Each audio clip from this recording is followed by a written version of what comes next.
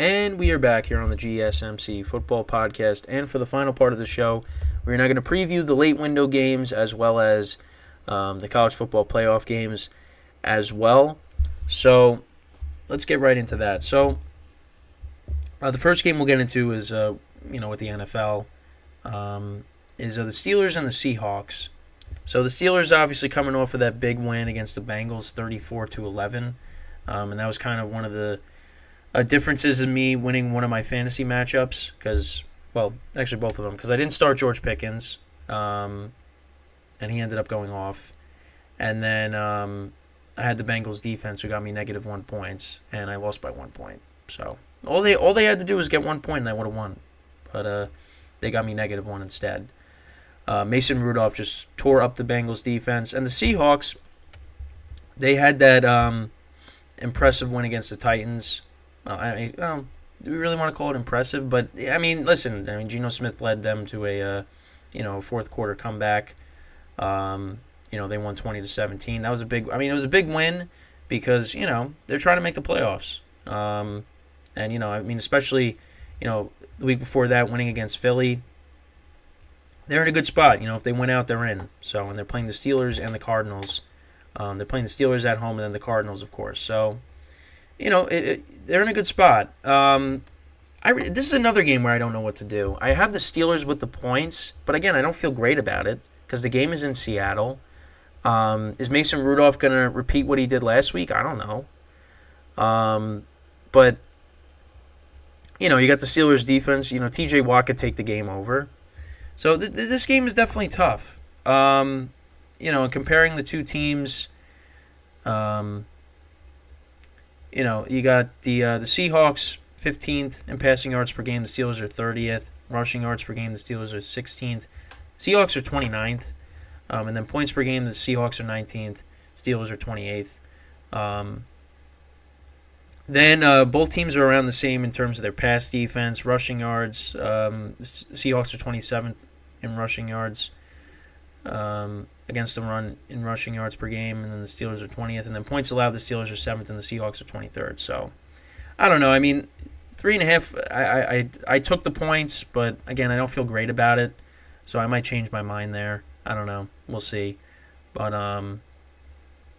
that's my thoughts on that game. Then we go to the Chargers and the Broncos we'll talk about. So we're actually going to see Jared Stidham getting the ball for the Broncos this week against Easton Stick. And, the line went from 5.5 to 3.5. I like the Chargers to win, to cover, and I'm going to pick them to win this game. Got to pick at least one upset.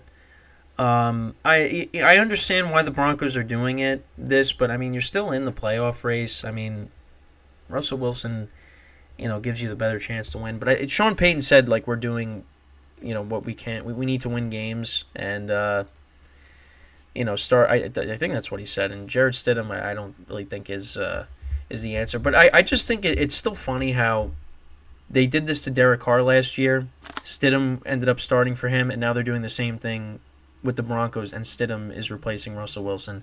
It's really weird, back-to-back years. But, I mean, I don't know. I think it's going to be a close game. It's a toss-up. But, I don't know. I think pick the Chargers to upset them here. Why not? So, I'm taking them with the points. I mean, again, it's 5.5 in the spread pool, and now with this decision, it will drop down to 3.5. So, yeah, I'm riding the Chargers with the points. Then we got a game that should have been, one of the games of the year. But now with Joe Burrow being out, that's not the case. And that's the Kansas City Chiefs taking on the Cincinnati Bengals. The Chiefs obviously have been struggling. The Bengals, I mean, listen, Jake Browning was playing really well, and then all of a sudden go up against the Steelers, and you looked like a backup quarterback again. So, I mean, I think now the Chiefs are favored by 7. I like the Bengals to cover that number. I don't feel great about it because, again, Jake Browning against the Chiefs defense, how is he going to be?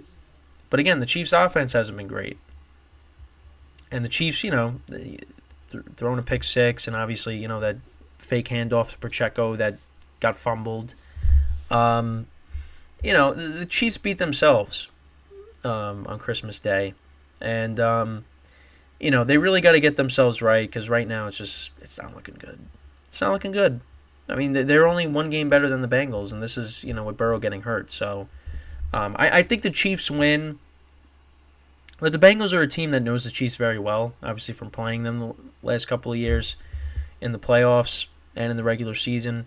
And we'll see if Jamar Chase plays in this game. If Jamar Chase plays in this game, I'll feel even better about taking the 7.5. So I like the Bengals to cover, but I think the Chiefs will win this game. And if they don't, well, then you got to continue to sound the alarms with the Chiefs because, again, it hasn't been good recently.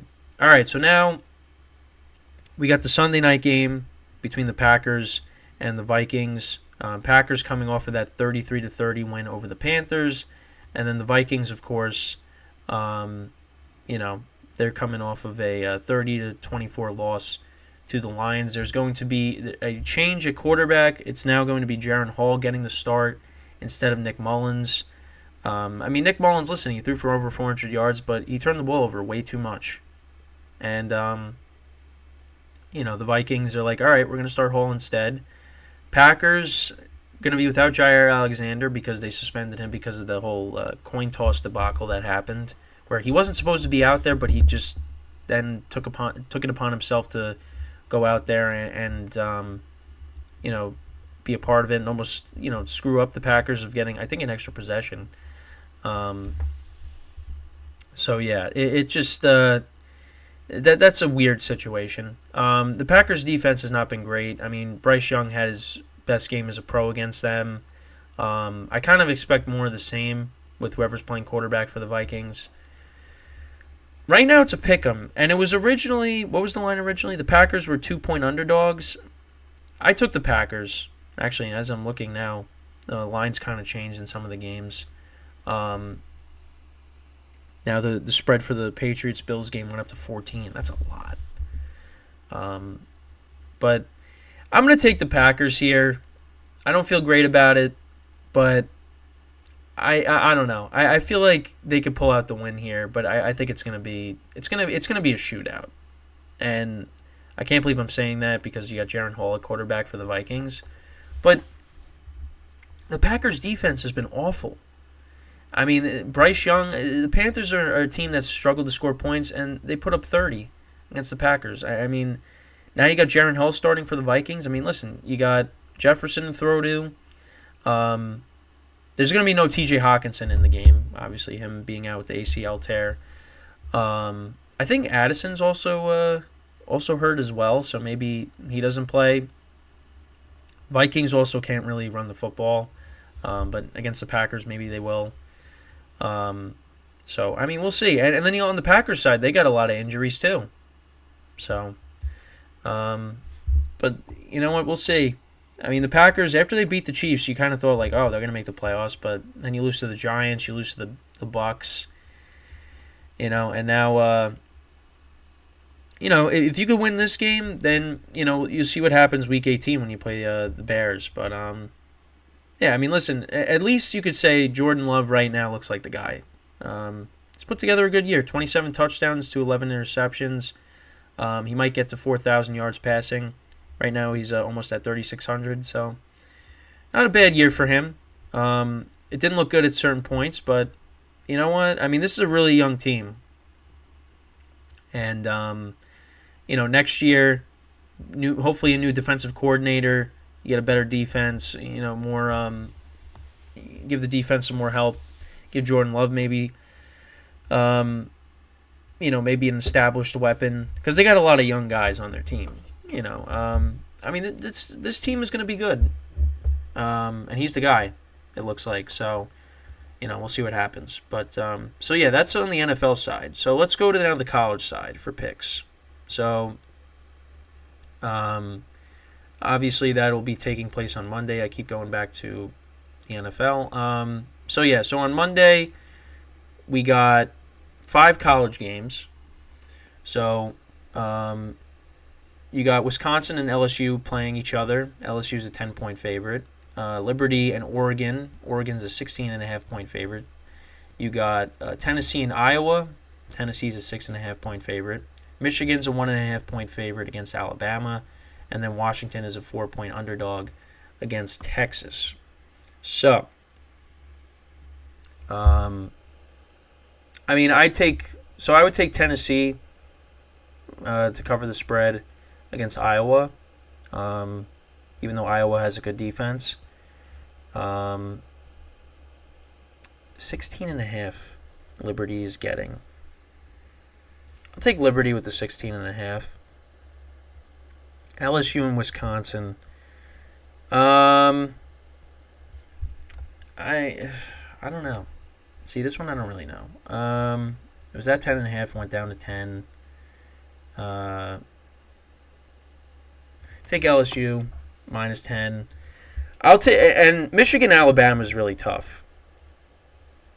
That one is really tough. Because with the league rankings, I was looking at them. I mean, Michigan's defense is, top 10 in every category. Passing against the pass, rushing, points allowed. It's but you got Nick Saban on the other side. But Michigan's been the best team, of course, coming in. They're the number 1 ranked team. Take Michigan. And then I actually will take Washington plus 4 against Texas. But we'll see. I have no idea. I really have no idea. I'm not an expert. But we'll see. We'll see. Hopefully it's these games are good, and then we get a good national championship. So so I got Michigan, and then I'll take Washington plus the 4. Hopefully they're good games. That's really all you can hope for. But that's pretty much it with the show for today. Again, this is the last show of 2024 or 2023, I should say. Again, some changes will be coming. Like I was talking about in the last show. We're gonna have some more hosts, of course. And it's gonna be it's a really exciting time.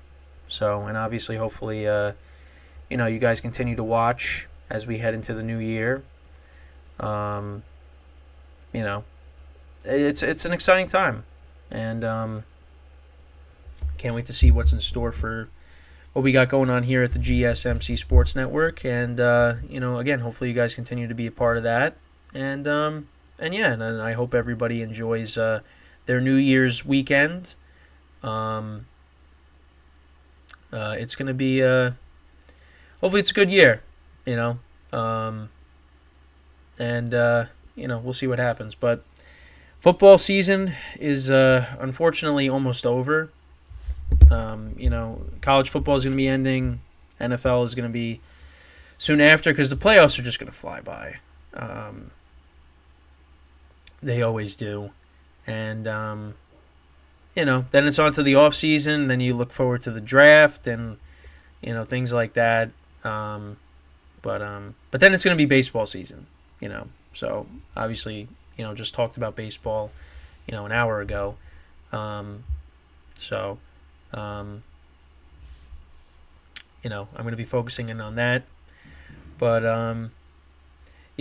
only two more weeks left in the regular season for the NFL. College football playoff will be on Monday. And then, of course, the championship will be after that. A lot coming up. But, football season is, almost over. Which, it's again, it stinks when it happens because, you wait for it for so long, it finally comes around, and then it's gone again. So, again, I wish everybody a happy new year. Enjoy it, however you're celebrating it with your family and your friends. Look forward to what is in store for 2024. Again, hopefully it's a great year. So, with that is all the time that we have for today. Once again, I thank you guys for tuning in, sticking with me for hopefully the 2 hours that I streamed today. We'll be back again next week. No show on Monday, but I'll be back, of course. So until then, I'm Kenneth Grunfelder signing off from the GSMC Football Podcast, brought to you by the GSMC Sports Network. Have a good day, and I will see you guys next time. Happy New Year, and take care.